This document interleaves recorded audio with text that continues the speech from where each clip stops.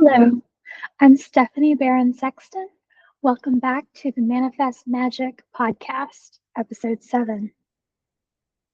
So, you had 2 good weeks, real momentum, content going out, people responding, and your business feeling like it was actually working. And then something shifted. The energy dropped, you got quiet, and by the time you looked up, a week had passed, and you told yourself some version of the same story. I'm just not disciplined enough to do this consistently. Today, I want to offer you a different explanation because that exact cycle repeats across women in intuitive businesses at every income level, every niche, every year in business. Capacity is the real constraint, and once you see it clearly, everything gets easier. Today, I'm walking you through what I call the 2-week vanishing cycle, the 3 phases it moves through every time, and the 5 reasons it keeps repeating. I'm also giving you one structural shift that breaks the cycle, and unlike most advice on staying consistent, it asks you to build a floor, a support system, rather than pushing harder. Let's get into it. Here's what the 2-week vanishing cycle actually looks like. It has 3 phases, and they are predictable every time. Phase 1 is the surge. Something clicks. You feel inspired, or you have a deadline, or you just get into a flow state. Output goes up, engagement rises, and your offers feel clear. You're posting, emailing, showing up, and this time it feels sustainable. Phase 2 is the threshold. The threshold is the moment when your nervous system registers that you're more visible than usual. More people are watching and more decisions are incoming. More is being asked of you. Your system, which learned at some point that high visibility carries risk, begins to contract. The contraction feels voluntary, though. It feels like tiredness or distraction, or just a general sense that you don't have anything good to say right now. What it actually is, a protective response to unfamiliar exposure. Phase 3 is the retreat. You go quiet, you tell yourself you're recharging, or you just need a week. But the week becomes 2 weeks, and then the shame settles in. You've disappeared again, and returning feels harder than it would have if you'd simply kept a lower output the whole time. Then the cycle resets, and the next time momentum builds, the same sequence runs. A lot of you are sitting in what I describe as a collective mental review window right now. You're reprocessing that last surge, searching for answers, and looking for what happened. As you're looking for what happened, I want you to know that's a completely natural phase. It's a completely natural pause after higher input. So today, I want to give you something more useful than the self-criticism to work with during that window. So here are the five reasons the cycle keeps repeating. Reason 1, your nervous system reads momentum as exposure. When things go well, more people see you. More people seeing you means more potential for judgment, rejection, or the kind of visibility that once felt unsafe at some earlier point. Your system responds to the pattern of exposure itself. The stronger the 2 weeks, the louder the pullback signal. Reason 2, you're running on surge energy rather than structural energy. Surge energy is the inspiration burst, the launch excitement, the moment when everything feels aligned. While structural energy is what shows up on a Tuesday when nothing special is happening, and surge only pacing works until it doesn't. The 2-week mark is almost always where the surge depletes and structural support would need to take over if we had it. Without the structure, the whole thing collapses. Reason 3, your content or offer structure requires too many decisions. Every time you show up, you need to decide what to say, which platform to say it on, what format, how long, and whether it sounds right.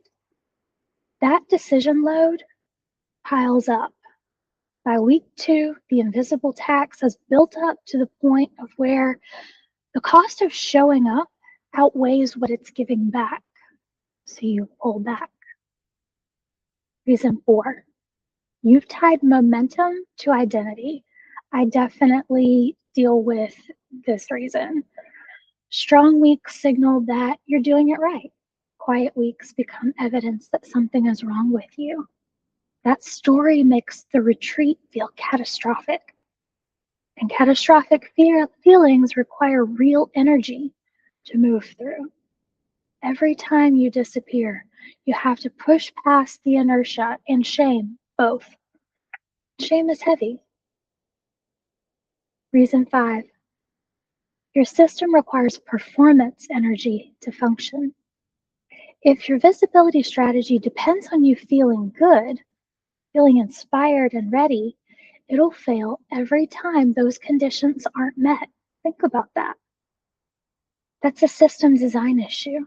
Performance-dependent systems have a built-in collapse point, and it's almost always right around that 2-week mark.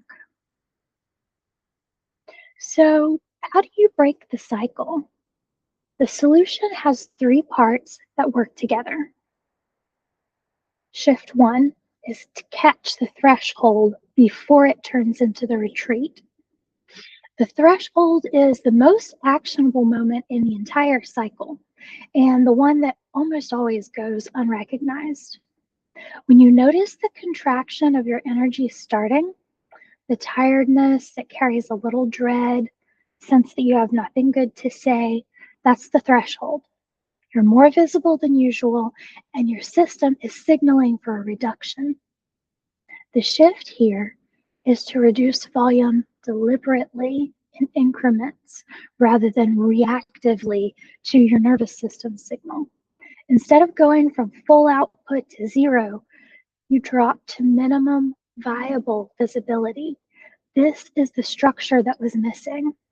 One piece of content, one format, something that requires almost no decisions. You stay in the game at a lower volume, which keeps the momentum thread intact without requiring surge energy to sustain it, which is then followed by the crash. So the retreat happens when the threshold goes unrecognized and the contraction runs all the way down to 0. Catching the threshold early changes the entire trajectory. So shift 2, designing for your lowest energy days. This is minimum viable structure. And it's what all of us need to keep our momentum going, even when that performance energy isn't there. Most visibility strategies are designed with inspiration in mind. What can you create when you're in flow? That question produces good content for the surge phase and unusable guidance for every other phase. The more useful question is, what does showing up look like when you have almost nothing to give on a low energy day? That answer becomes your minimum viable visibility baseline. One post type, one format, no creative decisions required in the moment. You decide it once in a low pressure moment, so before the retreat happens. And you follow it even imperfectly when you feel low energy. That baseline is what keeps the continuity alive between those surge phases. The goal is a floor or a structure that prevents the retreat from happening, so the next surge can build on what came before instead of starting from scratch. And shift 3, the final shift, Separate the story from the signal. The harshest part of the 2-week vanishing cycle is the identity story that attaches to the retreat, to that crash. The story is, I'm not disciplined enough. I'm too inconsistent and something is wrong with me. Maybe I'm not cut out for this. So that's the story. But the signal, which is what's actually happening, is this. A capacity ceiling was reached. Your system did what it was designed to do. The retreat was protective, and it makes complete sense. When you can keep those two things, the story and what's actually happening in the signal, separate, the shame is reduced. Lower shame means faster re-entry. You're coming back from a capacity reset, which is a much lighter weight to carry than returning from what you call a perceived failure. Our wording and our perception make so much difference here. The next surge can then build forward instead of first repairing what the shame story damaged. These three shifts work together. Catching a threshold gives you an intervention point. Designing for low energy days gives you a structure. And separating the story from the signal gives you faster reentry. All three ask for a different kind of attention, and none of them require more effort on your part. Here's the one thing I'd invite you to do this week, and you only have to do it once. Decide what minimum viable visibility looks like for your business. Answer this question specifically. If I had a low energy day and could only do one thing to stay visible, what would that one thing be? Write it down, make it concrete, choose the platform, the format, the length, everything decided in advance for this one minimum viable activity. That's it. You've decided the floor now. The structure is in place before you need it. So the decision's already made when your capacity runs low. One decision made once removes all that decision-making friction that sends you into that retreat, into that crash. So if you want to go further, the links in the show notes have the full structural system. The floor decision is the start, and it's more than enough for this week. The 2-week vanishing cycle makes a lot more sense when you see it as a capacity pattern. The surge is real, threshold is real, so is the retreat. All three respond to structure in ways that willpower and shame never will.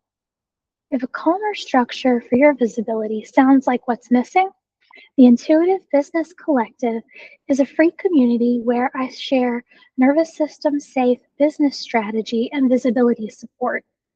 You can join at no cost at manifestmagicstudio.com/school, SKOOL.